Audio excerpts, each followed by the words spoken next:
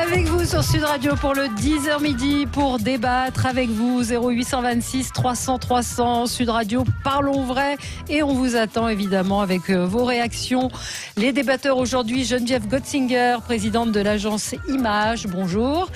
Matteo Ghisalberti, rédacteur en chef de Putsch, le média franc-tireur, merci d'être avec nous. Rafik Smati, chef d'entreprise, président du mouvement Objectif France, et Jean-Luc Touly, président du FRIC, le Front républicain d'intervention contre la corruption. Bonjour. Bonjour Valérie. Il y a du boulot, hein. Ouais.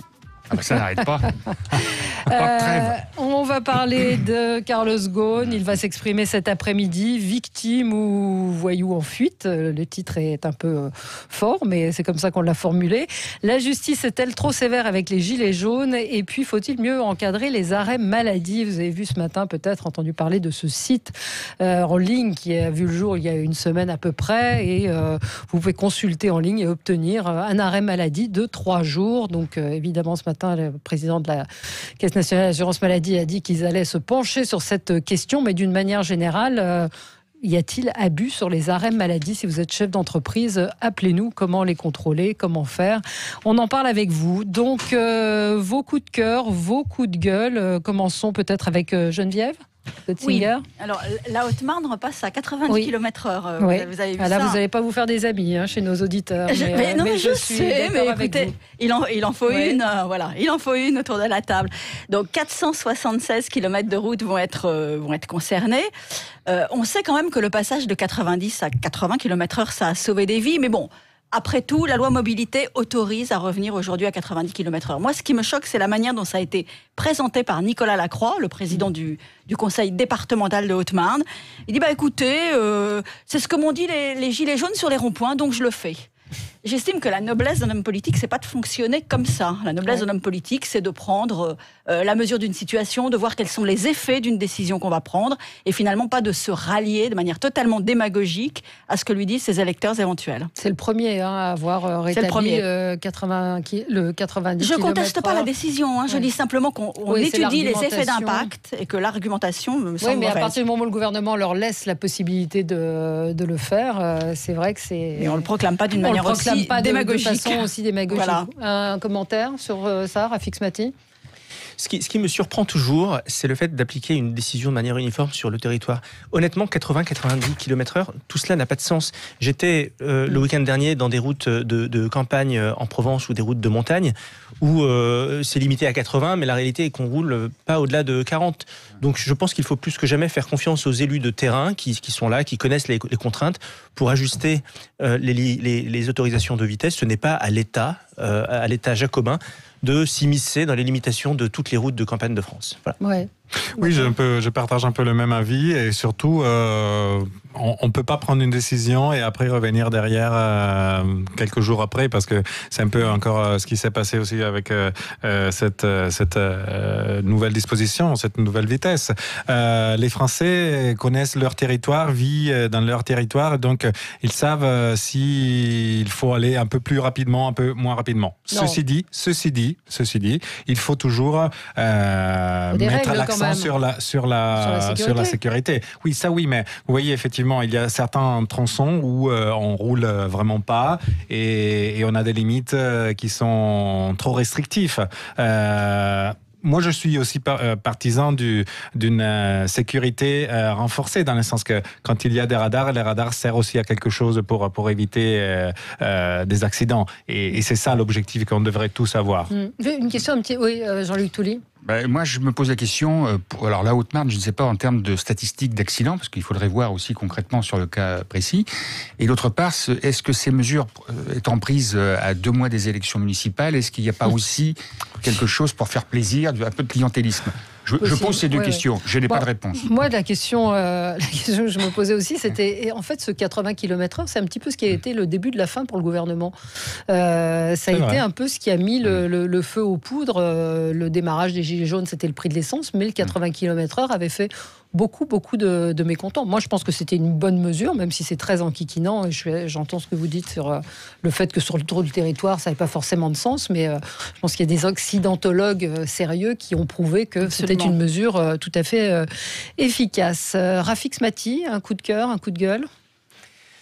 J'ai été très surpris d'entendre le ministre de l'économie, Bruno Le Maire, hier, demander solennellement aux entreprises d'augmenter les salaires. Je trouve ça surréaliste pour plusieurs raisons. D'abord, c'est le même Bruno Le Maire, ministre de l'économie, qui, début décembre, donc il y a pas très longtemps, a annoncé que le SMIC n'augmenterait pas. Oui. Un mois et demi plus tard, il nous annonce que les entreprises doivent augmenter les salaires. Je veux dire quelque chose à Monsieur le ministre. Monsieur le ministre, en 2019, les entreprises ont augmenté les salaires de 2,1%. Et vous, qui êtes patron de 5,5 millions de fonctionnaires, vous les avez augmentés de combien, vos employés ? La réalité, c'est qu'il est dans une posture purement populiste et il ne met pas le doigt là où il faut le mettre. J'invite tous vos auditeurs à se livrer à un exercice, qu'ils prennent leur fiche de paye, qu'ils voient le coût global de leur salaire et ce qui va réellement de leur poche, et ils observeront quelque chose de sidérant, c'est que la majeure partie de leur salaire est absorbée par l'État et par l'URSSAF. Et quand on a un ministre de l'économie qui a le toupet de demander aux entreprises de prendre leur part, alors que c'est lui qui est à la tête d'une administration gloutonne qui ne se réforme pas et qui va pomper dans la poche des Français et des entreprises. Et que le poids de la fonction publique n'évolue pas. Et qu'il est incapable de payer lui-même ses propres salariés, c'est au mieux de l'incompétence et au pire de la démagogie et du clientélisme. Oui, tout à fait. Mathéo ?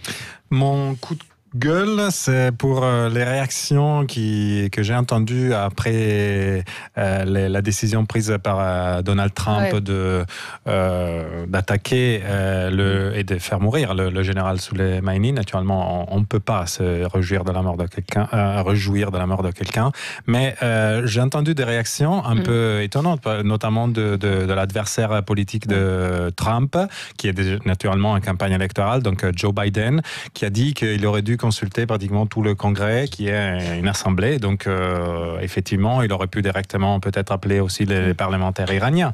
On a raconté qu'il avait pris cette décision en jouant au golf depuis sa propriété.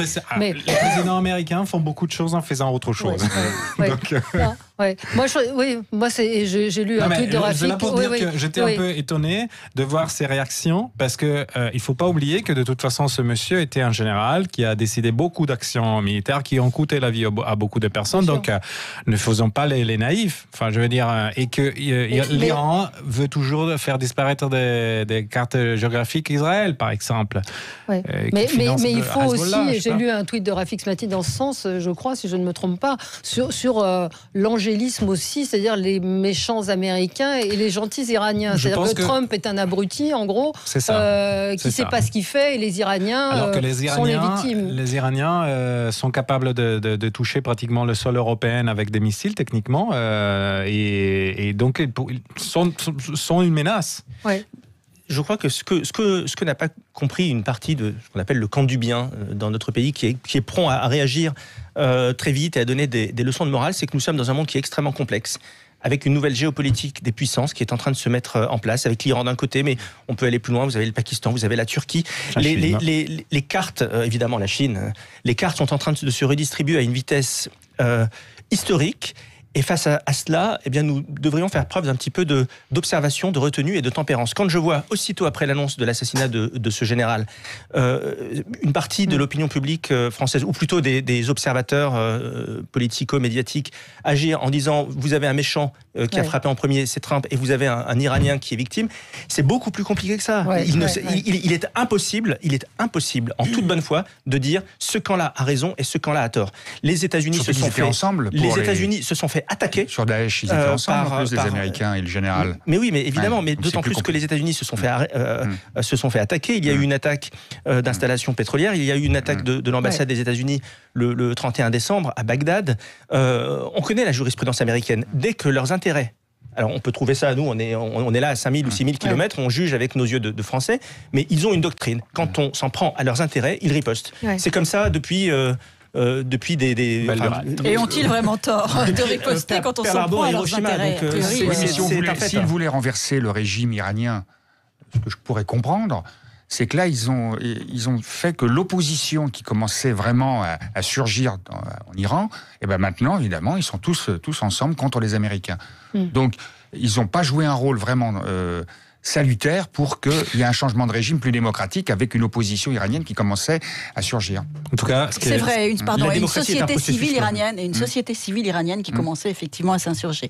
Et là, on a le sentiment que l'ensemble de tous les Iraniens finalement font bloc et se regroupent. Ouais. J'ajoute une dernière chose. En tout cas, je suis aussi étonné d'entendre plusieurs commentateurs politiques ou représentants politiques français, surtout à gauche, qui décrit le régime de Téhéran comme le paradis, alors qu'il se remplit la bouche tous les jours de laïcité, etc. Ils sont en train de parler d'une théocratie. C'est comme si on parlait, du Vatican, c'est une théocratie aussi, je veux dire, mais c'est hallucinant d'entendre cette glorification d'un régime qui n'est pas tout blanc et qui a provoqué beaucoup de morts et qui d'ailleurs est aussi à l'origine de ce qui se passe avec dans le conflit au Yémen contre l'Arabie Saoudite.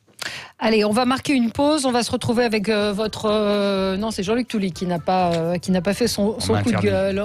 Vous êtes censuré. Vous êtes censuré. À tout de suite. Avec vous jusqu'à midi, vous retrouverez ensuite André Berkoff. On n'a pas fini notre tour de table et on n'a pas eu le coup de gueule de Jean-Luc Touly. Je n'ai même pas imaginé que ça puisse être un coup de cœur. Ça peut être un coup de gueule ou un coup de cœur, ça dépend de quel côté on se place. C'est la question donc sur les retraites, sur les régimes autonomes. Oui. Qui concerne, quand j'ai fait la liste de l'ensemble des 11 grandes catégories de professions, ça touche quand même énormément de personnes. Et c'est des caisses qui sont gérées évidemment de manière autonome. Ils ont un taux de cotisation qui va doubler. Excusez-moi. Oui, qui va doubler. C'est la police. Voilà, c'est la police. Et que quelque part, on veut leur prendre, parce que c'est des régimes bénéficiaires. Oui. Et ce que j'ai appris il y a quelques semaines, c'est que c'est des régimes bénéficiaires, mais depuis très longtemps, ils reversent 80-100 millions d'euros à la caisse générale, au régime général. Donc, quelque part, ils sont déjà solidaires. Et on voudrait, quelque part, leur prendre... Il y a des avocats, c'est ça, par exemple. C'est les avocats, c'est les géomètres, c'est les kinésithérapeutes, c'est les médecins, les aides-soignants. Enfin, ça touche énormément de professions, les professions libérales, de manière générale. Et donc... le gouvernement a essayé pour les avocats, d'essayer de régler le problème, mais c'est que, comme c'est un régime universel, enfin il est de moins en moins universel, quelque part, le taux de cotisation qui serait pris, en dehors des sommes qui sont sur leur propre compte, fait qu'effectivement, il y a une grève chaque jour d'une certaine partie de ces professions libérales, et donc il n'y a pas que les agents de la RATP, de la SNCF, qui sont mécontents, il y a aussi ces catégories-là dont on ne parle pas beaucoup. C'est pour ça que je voulais faire un éclairage sur ces professions. Sur ces professions dont on parle assez peu. Un mot sur ça. C'est vrai qu'on a un petit peu de mal quand même à s'y retrouver, même si depuis le temps qu'on en parle, on approche un petit peu plus la réalité des choses. Mais c'est vrai que le régime universel où on est en train de donner à chacun des gages, Rafik Smati, cette réforme, effectivement... c'est comme une sorte de hold-up finalement qui est fait sur ces professions. Oh mais je vais vous dire, c'est un hold-up multidimensionnel. Et le premier des hold-up d'ailleurs de cette réforme, c'est et d'ailleurs je ne comprends pas pourquoi la jeunesse ne descend pas dans la rue, parce que c'est un hold-up qui est fait sur la jeunesse et sur les générations futures. Là, les étudiants, ils sont en train de se mobiliser. Mais vous vous rendez compte, on est en train de parler d'un système qui ne tient supposément plus la route, ce que je crois, et ce système qui ne tient plus la route et qui est infinançable. Eh bien, on décide de l'appliquer, mais uniquement pour ceux qui sont nés après 1975. Sous-entendu, on va continuer à endetter la bête pendant encore les 20 prochaines années. Par contre, ceux qui arriveront sur le marché du travail après, ils vont devoir passer à la caisse. C'est hallucinant. Et alors, ce que vous dites, c'est très intéressant, parce qu'il y a d'un côté les régimes autonomes qui sont excédentaires et qui contribuent à financer le régime général. Et puis, vous avez d'un autre côté des régimes spéciaux qui sont déficitaires et qui alourdissent le régime général. Eh bien, moi, j'ai une proposition à faire aux régimes spéciaux, et notamment de la SNCF et de la RATP, puisqu'ils se vantent en disant que leur régime ne coûte rien à personne et qu'il est vertueux. Eh bien, transformons les régimes spéciaux en régimes autonomes. Chiche. Vous, la CGT et l'UNSA de la SNCF, on vous transforme votre régime spécial en régime autonome et vous vous démerdez. Voilà. Et si vous êtes capable de faire des excédents, eh bien, prouvez-le nous. Allez-y. Oui. Sauf que de régime Est-ce que vous êtes invité à la conférence de financement? Là, vous devriez y aller demain. Pour leur faire des propositions. Vous aurez un succès certain. On parle maintenant de régime spécifique ou particulier. Donc, je veux dire, vraiment, on marche sur la tête. Ouais. Le régime universel, mais c'est déjà derrière nous. Hein. Ouais. Ce qu'il y a de dramatique dans cette réforme, si vous me permettez, c'est que d'un côté, le gouvernement a réussi l'exploit de transformer des régimes spéciaux en des régimes spécifiques, ce qui est quand même hallucinant.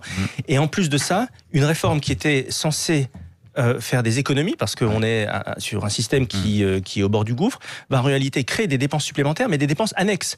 Par exemple, pour faire passer la pilule aux professeurs de la réforme des retraites, on a promis 10 milliards d'euros d'augmentation de salaire par an à horizon 2037. Alors, je ne dis pas qu'il ne faut pas augmenter le salaire des professeurs, c'est mérité, et ils sont moins bien payés que leurs homologues européens.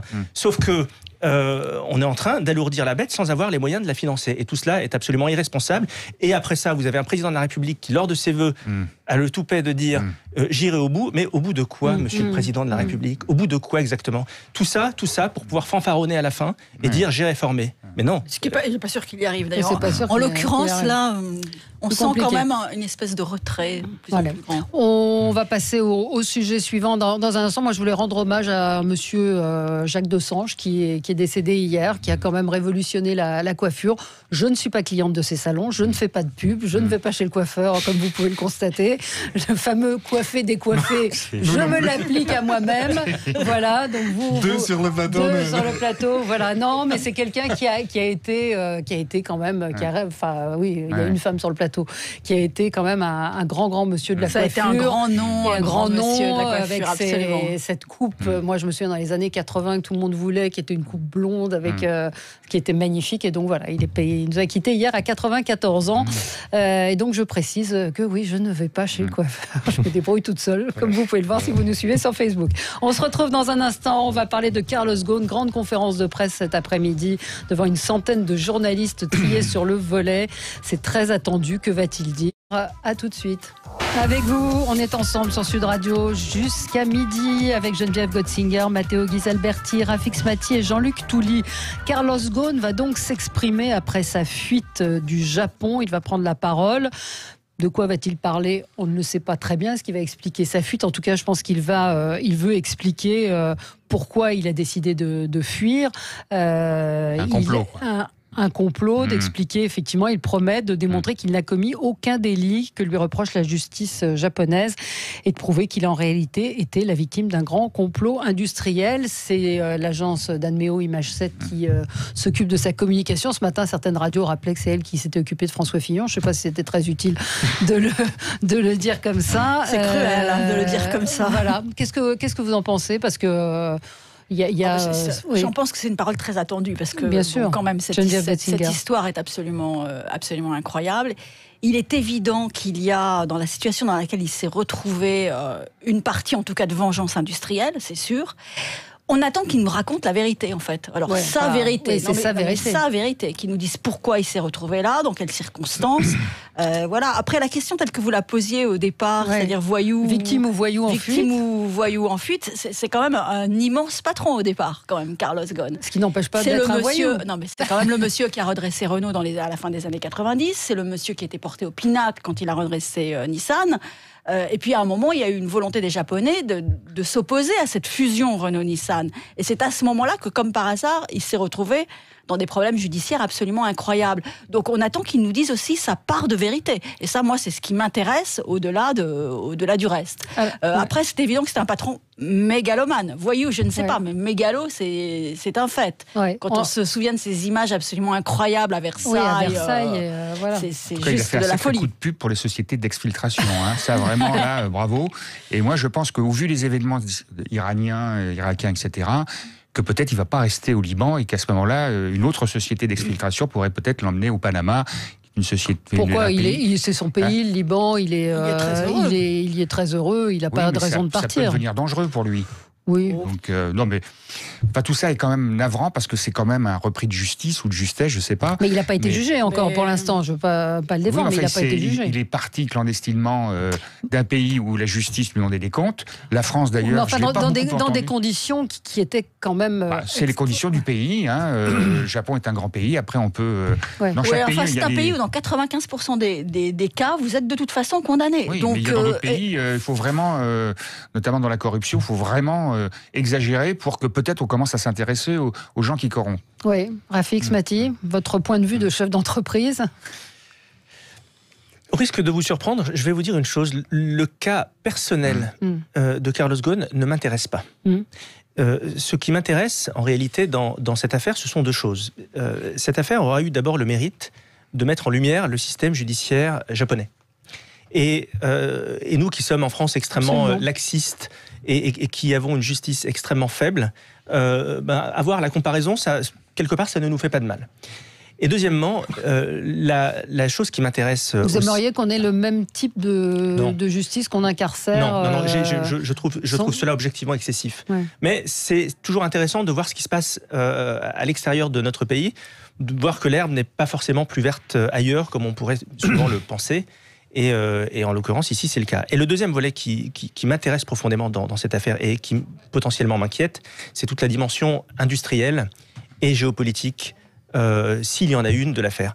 Et la vérité de Carlos Ghosn, de ce point de vue-là, m'intéresse. Il faudra qu'elle soit challengée par d'autres vérités, mais s'il y a un sujet derrière celui-ci, eh bien, il faut qu'il soit révélé au grand jour, parce qu'il en va de la souveraineté de notre pays. Est-ce qu'il peut y avoir un procès en l'absence de Carlos Ghosn? Comment ça peut se passer? Alors Matteo Ghisalberti, déjà sur cette conférence de presse.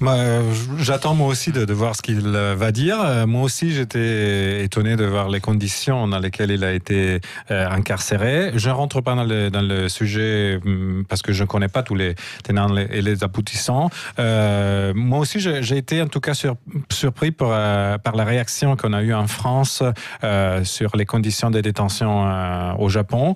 Et je me suis aussi interrogé sur le fait qu'en France, on a l'habitude de voir aussi parfois des lois françaises qui sont mises en discussion par une cour de justice, par exemple, de l'Union européenne, qui ne représentait pas une institution élue démocratiquement et qui n'a pas de compte à rendre et qui change la loi française techniquement parce qu'elle impose une interprétation différente, ou bien c'est aussi le cas de la Cour européenne des droits de l'homme. Au Japon, il y a des lois et elles sont appliquées. Donc ça, indépendamment de Carlos Ghosn. Il y a sans doute une dimension de guerre commerciale, comme on disait tout à l'heure, mais je suis un peu perplexe d'avoir vu entre-temps d'autres mouvements dans le monde de l'automobile, parce qu'il y a eu cette fusion entre Fiat et PSA, alors que Renault était un peu éclipsé sur la scène mondiale. Je ne sais pas, je pense que les choses n'arrivent pas par hasard. Il y a quelque chose que j'attends de cette conférence de presse. Peut-être aussi quelques mots sur les concurrents, effectivement. Parce qu'il ne faut pas oublier aussi que dans le capital de Renault, on sait bien qui il y a, un peu nous tous. Donc, ça serait intéressant de voir s'il y a des comptes à rendre aussi aux contribuables. Deux choses. D'abord, sur ces conditions de détention. Il était quand même, la plus grande partie du temps, il a été en résidence surveillée. Et quand on voit quelle résidence surveillée, d'abord, elle n'était pas tellement surveillée, et puis c'était une belle résidence, c'était pas... Oui, mais bon... Il a quand même fait, 12 mois, il est resté en prison. Il a fait 130 jours de prison. En résidence surveillée, il n'a pas eu le droit de voir son épouse quand même à Noël. Enfin, c'est quand même des circonstances... Surtout qu'elle n'y est pour rien du tout, elle était au même homme. Non, mais tout ça est quand même... Une pression psychologique pour le faire reconnaître, une culpabilité... Enfin, moi, j'oublie pas le château de Versailles et d'autres excentricités de cet homme. Mais bon, moi, et surtout, ce que je ne comprends pas, c'est le silence, ou en tout cas l'extrême prudence de la France. Ouais. Parce que pour le moins, il devrait être jugé en France. Ouais. Et là, on n'entend pas beaucoup. On l'a même mis, je crois, le consulat, enfin une ministre ou une secrétaire d'État avait dit, le consulat de France au Liban, pratiquement, est à votre disposition. Enfin, c'est quand même surréaliste, quoi. C'est surréaliste parce que, en tout cas, quand il y a le problème des rapatriements de citoyens qui ont combattu contre la France, par exemple dans Daesh, il y a les portes grandes ouvertes. Quand il y a d'autres cas, je ne rentre pas dans les cas spécifiquement de Carlos Ghosn, mais quand même, il y a une autre attitude. Donc, il faudrait se poser la question, est-ce que la France fait exactement les mêmes choses pour tout le monde, pour tous les citoyens français? Mais moi qui suis gilet jaune, quand je vois les gilets jaunes qui sont condamnés jusqu'à 5 ans de prison, même si c'est pas bien ce qu'ils ont fait, je trouve que quand même, il y a une justice un peu à deux vitesses et que quand on est puissant et on a les moyens, on peut faire ce qu'on veut et on donne une conférence de presse. Franchement, je trouve qu'on en fait beaucoup. Moi, je dirais que comme toi... moi, ça ne m'intéresse pas beaucoup, quoi. Le parallèle avec les Français qui ont combattu avec Daesh me semble quand même un petit peu. Ça va vraiment trop. Là, il a quand même, pardon, on peut dire quand même qu'il a combattu pour la France en restructurant et en sauvant. En licenciant pas mal de gens. En sauvant à un moment Renault qui était condamné à la faillite. Il y a des mouvements pour faire rentrer des citoyens qui ont combattu contre la France. Mais qui réclament leur appartenance à la France parce que sinon ils seraient jugés dans des conditions beaucoup plus négatives. Et quand il y a d'autres citoyens qui ont peut-être sont dans un de ce point de vue, ils sont condamnés, ils sont coupables, tout ce qu'on veut. On n'a pas la même attitude pour dire est-ce que la France devrait faire quelque chose, bouger, etc. Je dis ça sans mélanger les choses, bien sûr. Donc, en fait, vous dites l'inverse. En fait, vous dites que la France l'a abandonné quand il était au Japon, et moi je dirais effectivement que la France l'a laissé tomber. Elle l'a laissé tomber, totalement laissé tomber. Peut-être c'était son choix, parce que... Ben est en ligne avec nous. Bonjour Ben. Oui, bonjour Valérie, bonjour à tous à vos invités. Écoutez, moi je trouve que cette évasion, elle est immorale. Immorale, encore une fois. Les riches et les puissants, ils s'en sortent toujours, quoi. Ils ont les moyens de s'évader de prison, ils ont les moyens de se payer des grands avocats. Et c'est toujours qu'on soit un homme politique, un grand patron, on s'en sort toujours. Voilà. Vous êtes pauvre. Vous allez voler, vous allez... Bon, quelquefois même pour survivre. Qu'est-ce que vous avez droit à quoi? Vous avez droit à un avocat d'office. Vous avez droit absolument à rien. Et on vient de nous raconter aujourd'hui que la justice, elle est pareille pour tout le monde. Mais évidemment, on est tous égaux devant la justice. Alors qu'on le sait pertinemment, comme vos invités le savent, que quand vous avez de l'argent, quand vous êtes puissant, vous pouvez vous payer des bons avocats. Oui, mais le bon avocat vous fait pas forcément gagner non plus. Enfin, il est pas toujours. Des bons, je dirais, des compétents. Les compétents, allez, les compétents. Donc, et là c'est pareil, une évasion. L'évasion, elle est due à quoi? Elle est due à son portefeuille, l'évasion. Vous avez peut-être pas entendu, ce matin, le Financial Times a évalué à 20 millions de dollars, donc 18 millions d'euros, une opération de cette envergure-là, l'exfiltration avec la bienveillance de certains États. Alors qu'un dirigeant d'une société d'exfiltration nous expliquait sur les chaînes de télévision que c'était une opération qui a dû coûter 300 000. Non, que ce soit 300 000 ou 20 millions, de toute façon... Wall Street Journal avait parlé aussi d'une grande malle. Après c'est particulier. Je pense que tout le monde de toutes les prisons ne peut pas se quitter comme ça. Rafik Smati. Aujourd'hui, Carlos Ghosn est dans une prison qui s'appelle le Liban. Je vous rappelle qu'il ne peut pas en sortir. Un procès sera fait sans aucun doute au Japon. Il sera jugé par contumace. Moi, je vous invite vraiment à ne pas forcément cristalliser sur l'homme Carlos Ghosn. Il y a une affaire Renault-Nissan, il y a une affaire... C'est une guerre commerciale. Oui, et puis quand on dit que la France et que les autorités françaises n'ont pas réagi, en apparence, mais peut-être y a-t-il eu des actions en back channel, j'en sais rien. Donc, c'est quoi des actions en back channel? C'est de la diplomatie qui n'a pas forcément pignon aux 20h du journal télévisé. C'est même extrêmement probable. Donc nous ici qui n'avons pas toutes les informations de cette affaire, je crois qu'il faut qu'on fasse preuve d'un petit peu d'humilité, de retenue et d'essayer de voir les choses de manière la plus globale possible. Mais je pense aussi à une dame qui est... otage, je crois que c'est la dernière otage française au Mali depuis je ne sais pas combien d'années et qui a donné sa vie à la limite pour ces peuples. Oui, mais on ne va pas tout mélanger. Non, c'est pas mais là, vous voyez, et là, il y a aussi deux poids, deux mesures. Parce qu'effectivement, et je te donne raison, il y a certainement une affaire commerciale, géopolitique derrière, et qu'on ne le sait pas, et que peut-être il s'est trouvé, lui, au milieu, sans l'excuser le moindre du monde. Donc effectivement, on va voir. C'est Sophie Pétronin, effectivement, qui est toujours détenue au Mali. On se retrouve dans un instant, on va parler des arrêts maladie. Est-ce qu'il faut mieux les encadrer? Est-ce qu'il y a vraiment beaucoup d'abus? On en parle dans un instant avec vous, 0826 300 300.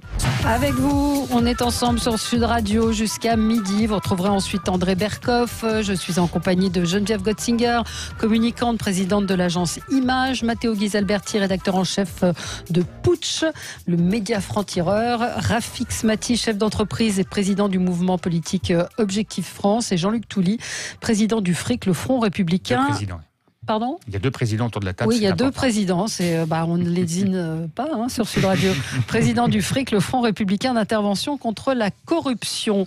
Les arrêts maladie se sont multipliés au moment des vacances de Noël pendant les grèves. Et puis un site internet arrêtmaladie.fr a vu le jour il y a il y a une semaine et qui permettait de délivrer un arrêt maladie en quelques clics. Et l'assurance maladie dénonce une opération commerciale mensongère et trompeuse. Le fondateur du site, lui, se défend. Pas question de délivrer un arrêt de maladie de plus de 3 jours, qui correspond en général au délai de carence, et chaque commande, entre guillemets, est validée par une téléconsultation. Et c'est vrai qu'en France, les absences pour cause de maladie ou accident du travail ne cessent d'augmenter, 16% de plus depuis 2014. Et au cours des 12 derniers mois, 44% des salariés, c'est-à-dire près d'un Français sur 2, s'est vu prescrire au moins un arrêt de travail.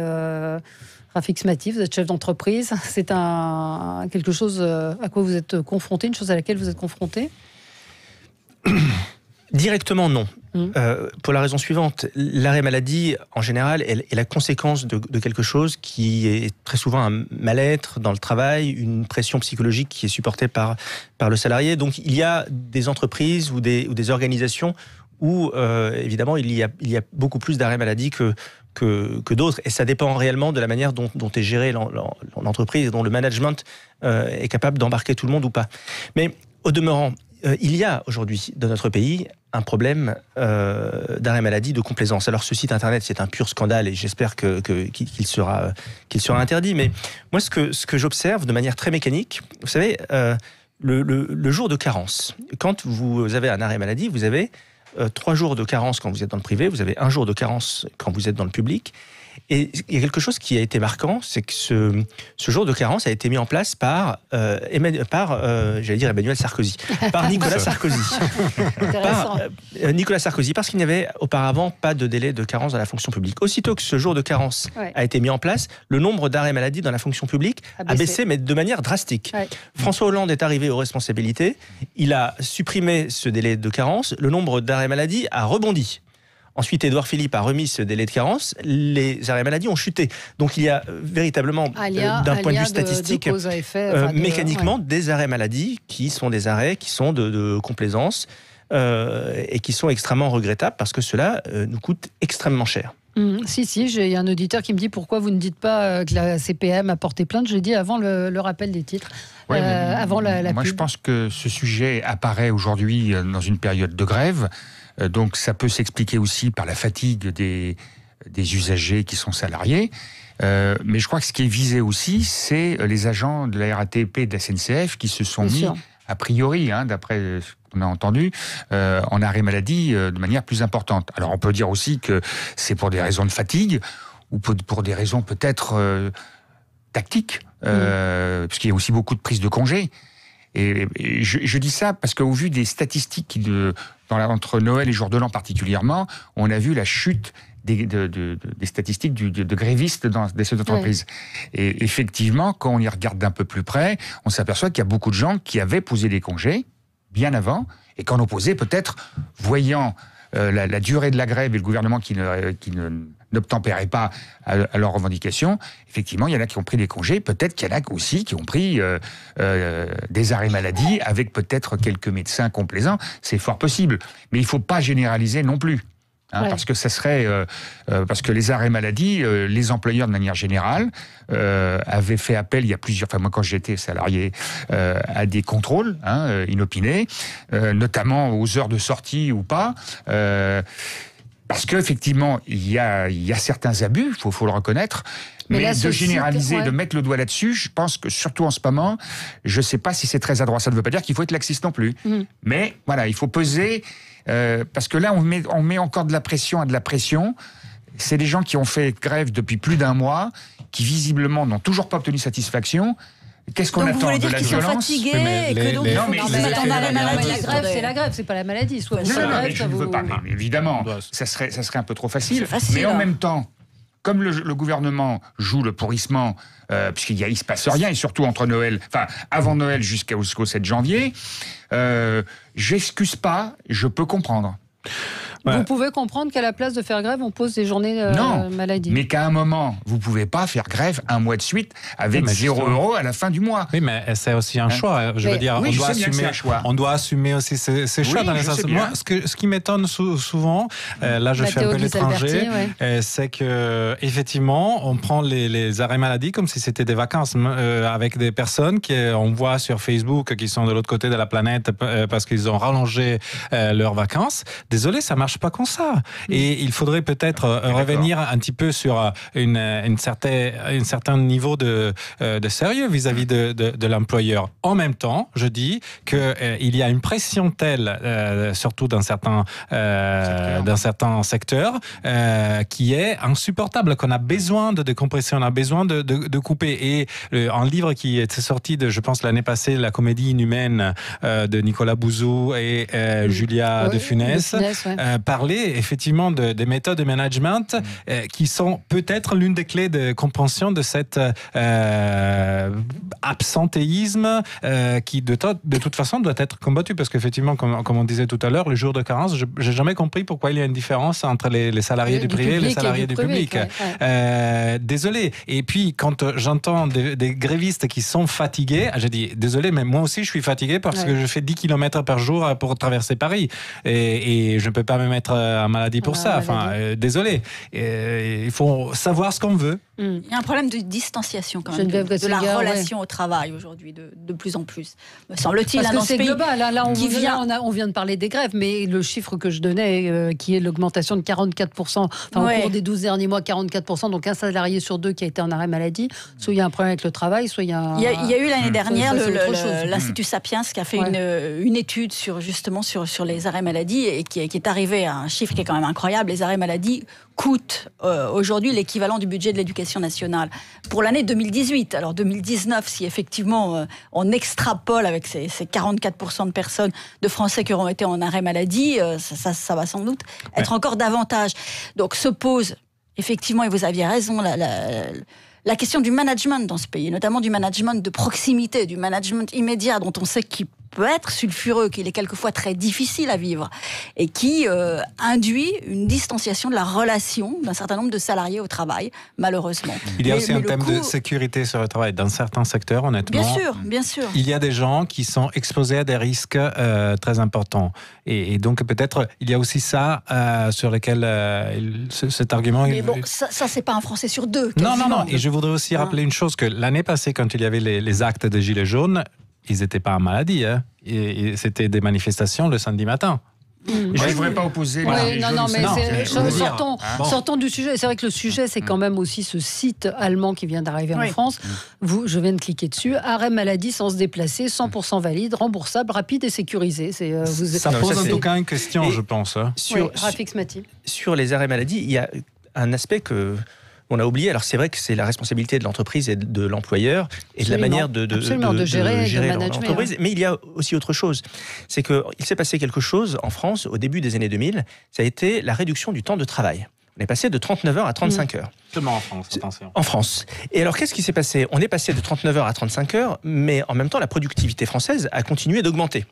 Ça veut dire que les salariés ont globalement plus travaillé, ont eu plus de pression sur les épaules.